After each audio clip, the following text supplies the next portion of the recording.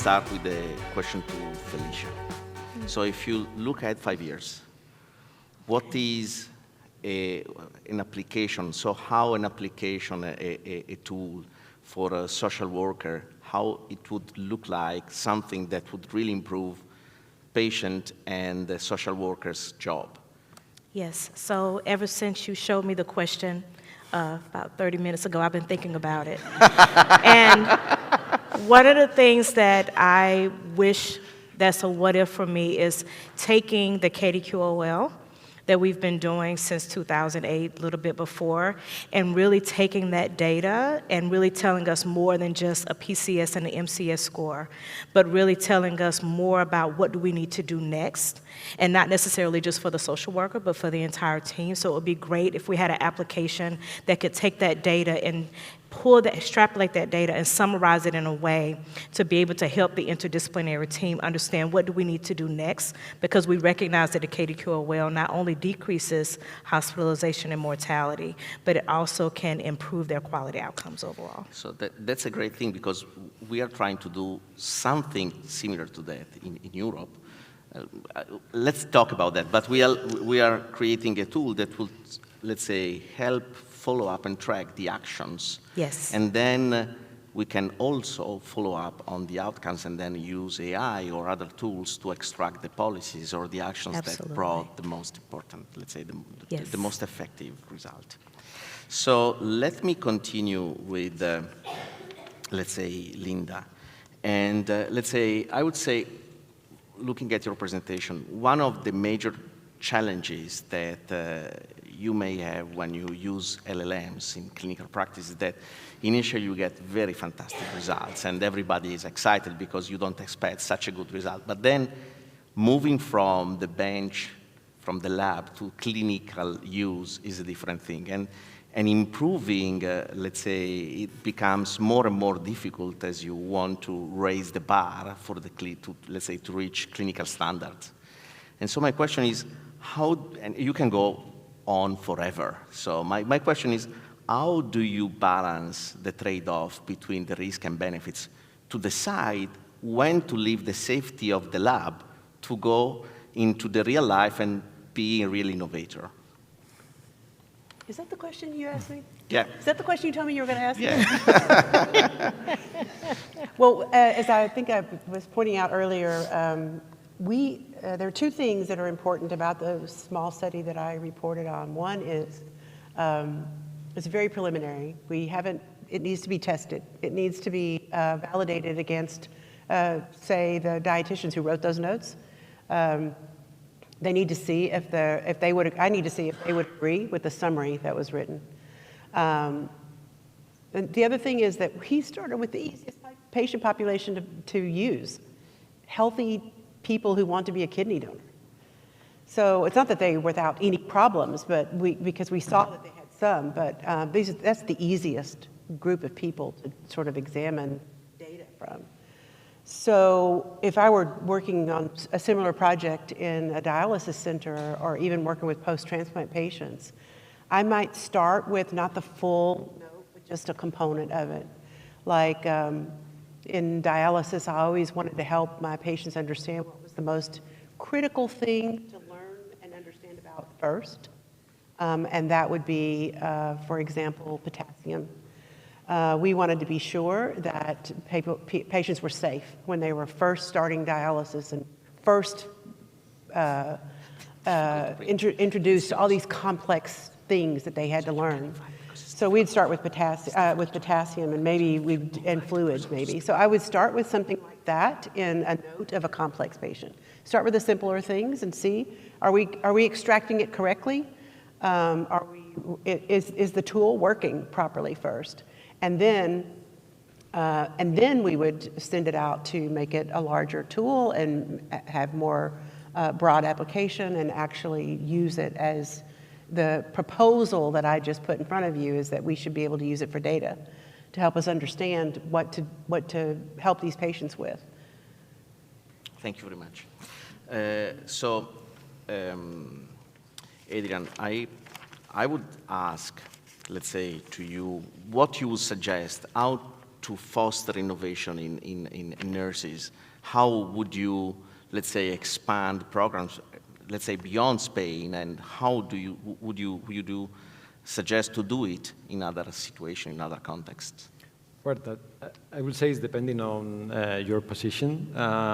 Everyone can innovate. I mean, nurses, we innovate with every kind of things that we have the hospitals because sometimes we don't have the resources, right?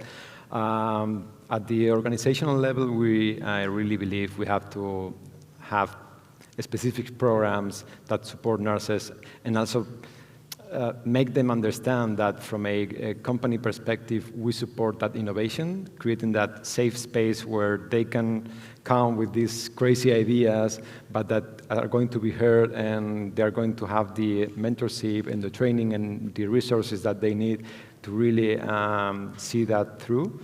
And for me, this is the most important. And I was thinking about the first panel discussion, what was the most important. For the next year, I put a small budget. I achieved to have a small budget for that program. But what I noticed since I joined the company 3 years ago is the most important resource that I am putting in place is my time. And it's my time to meet people, to listen to the ideas, to help them, me and my team, of course, to help them redefine them. And for example, we were having, when I joined the company, 0 communications and papers at the congresses at the European and national level. And this year we have 18. So.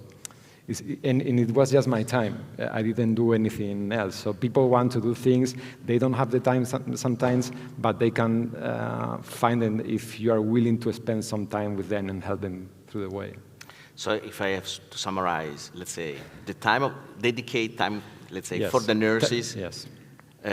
Having, let's say, some reward mechanism for, let's say, crazy ideas and mentorship.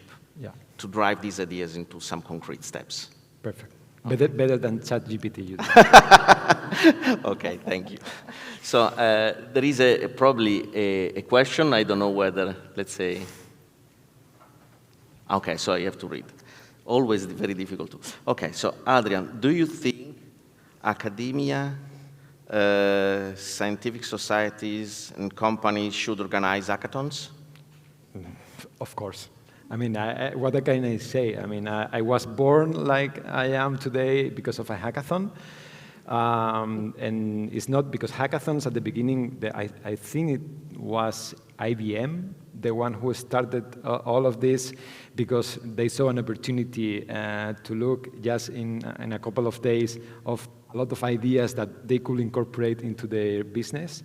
So I think it's not crazy to mix academia and scientific community and the industry in that kind of hackathons, because it will be not just beneficial for the industry, but also for the scientific community. So, okay, thank you. I think that this is for Felicia.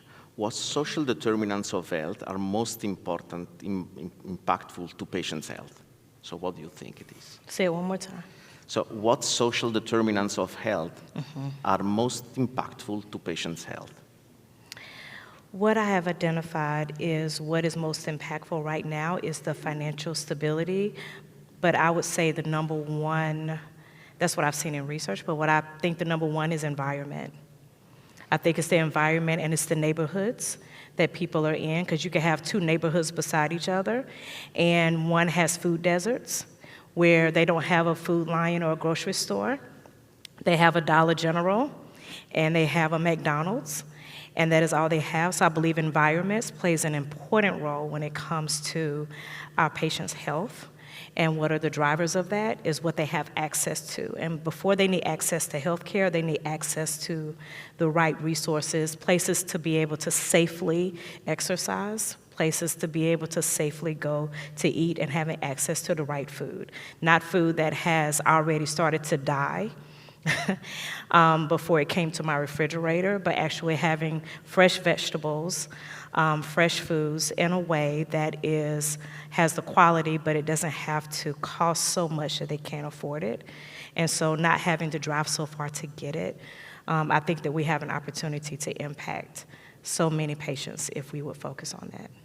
Yeah, and that's also linked to the follow-up question for the same person that I can read it to you. So it says that around 27 to 30% of patients live below poverty levels in the US. How can we as industry solve this problem? And I don't know whether it is possible for us, but maybe you have. I believe that one thing that we can do is to begin actually making resources more available. Our social workers work extremely hard with very limited resources because there are so many people competing, even right now, in this very moment today, because of what's going on. They're competing for the same food banks. They're competing for the same resources because there are more people that need them. When we recognize that the poverty level in the U.S., how they calculate it has not changed since the 1960s, then we need to recognize that it did not even include a lot of the standard of living that currently exists. And so people cannot afford rent. People cannot afford so many things. And so how can we expect that to change when the minimum wage has not changed? So we have opportunities to be able to make a difference, but we have to start with what has not changed. We're moving with AI, but we're not moving with the basic things that people need every day. Linda, this question is for you. How do you find working with data scientists, even if you are not a data scientist yourself? How do you interact with them? They are so inspirational. I'm a clinician and a researcher, and they are data scientists. They see things differently than the way I see them. So when they propose something to me, I get so excited because their vision is a different perspective. Many, many years ago, when I first started working in biotech, which I did for about a decade, I attended a conference at Vanderbilt where they were trying to bring the bench scientists and the entrepreneurs together and teach them how to talk the same language. It's kind of like that. You know, I stop them a lot of times and say, now, what is that exactly? But at the same time, I'm explaining to them how to read a kidney biopsy, how to understand a finding that they have so much access to, and the data, they see the data, but they don't know what it means. So we're teaching each other. It's very inspirational. It's a lot of fun. Very good. Thank you very much. So is there any additional question? Okay, so maybe I have another one for Adrian. You spoke about how value and innovation are closely connected. So when it comes to the mass cannulation technique, how do you demonstrate its value, not only in the nursing community, but with the other stakeholders, so that this innovation really can fly and be approved at the different levels of the organization? So I will say first, we have to show value not just for us, but also for the corporate level, for the business side. So for them, it's not just important that patients have pretty good outcomes, that people is really engaged with the technique, but also that we can see some results because we are spending some money traveling, training people around the country. So for that, we are linking the interventions that patients with AVF are having with surgeries, that we are paying for that vascular access interventions, to show how we can maybe see a decrease on that number, because we're already seeing that aneurysms are starting to decrease in our clinics.